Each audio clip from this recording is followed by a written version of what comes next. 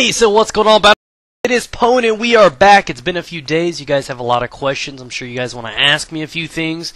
I'm going to try to get as much as we can done, but we are going to start on the video and the gun at hand today. We have the MTAR-21, which is a very unique type of weapon. I've only ever used this gun in one other game, whereas most of the other weapons in this expansion are weapons that you've seen in many other first-person shooters and weapon games.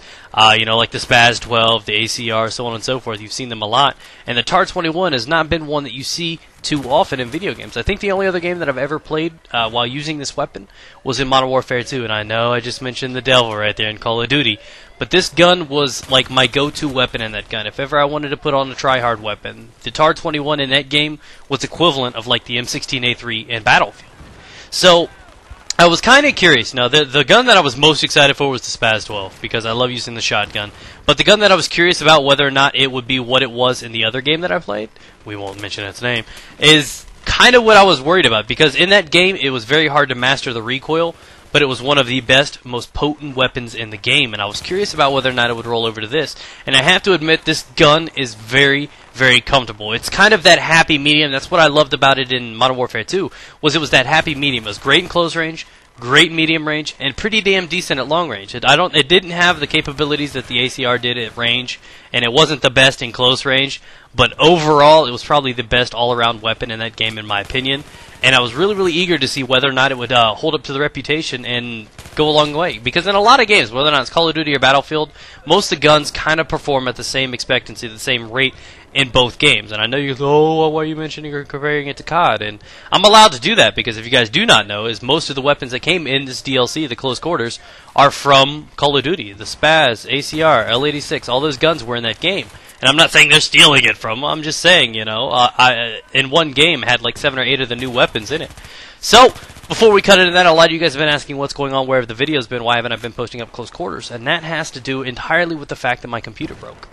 And I've been unable to tell you guys anything about the guns, the maps, anything like that, because I do have a PS3 and I plan on showing you guys 2 of the guns that PC players can't get, and showing you guys the map here in the next couple days, some of the new maps. But I've been unable to because my PC broke. Therefore, I wasn't able to render, record, do anything like that. So I went out and I bought new stuff while my other one's getting fixed. I'll put the specs down in the description below because everybody's going to ask, what's in the computer? I'm like, fucking Skittles. I just pour them all in there and my computer runs like a boss. That's all you need, Skittles, guys. So, you guys thought you needed processors and shit. Come on, man. So, Skittles, the solution for anything. So, okay, I'm done talking about Skittles. But anyways, now I'm hungry. I want some. So, you know, back on topic. So you guys were curious about where I've been with that. That's why I've been, you know, a little hesitant. So if the settings in this, or the sound, the audio, or the video is not the same, it's because I don't have my same render settings. I don't have a lot of stuff. And when I get my new computer back, I lost everything. All my old gameplays, all my thumbnails, everything I lost in that whole thing. Both of my hard drives just crashed. And the likelihood of both hard drives fucking up is just crazy. I lost my 2 terabyte, and then my SSD is just...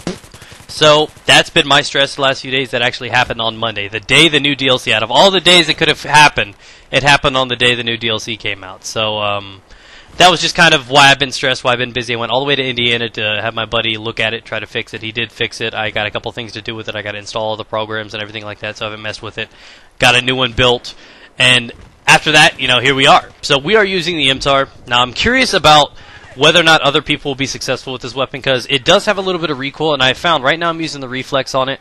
I've got, I think, the grip and laser sight, because after experiencing this weapon, the hip fire on it was absolutely horrible. The only way that this gun was worth the damn hip firing, as you can tell right now, perfect timing, is when you put the laser sight on it. When you got the laser pointer on that bad boy, it is extremely accurate in close range, and that's what you're looking for in a weapon like this.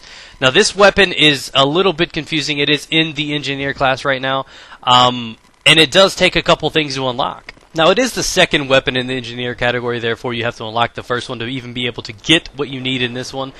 Most of them are really easy to do. This one is quite simple as well, just a little time consuming. You need 100 kills with carbines and 1 EOD bot kill. That's right, creep up on a guy, get your stalk on, and just torch his bumhole. That's all you got to do. So it's quite easy to unlock, and it's well worth it.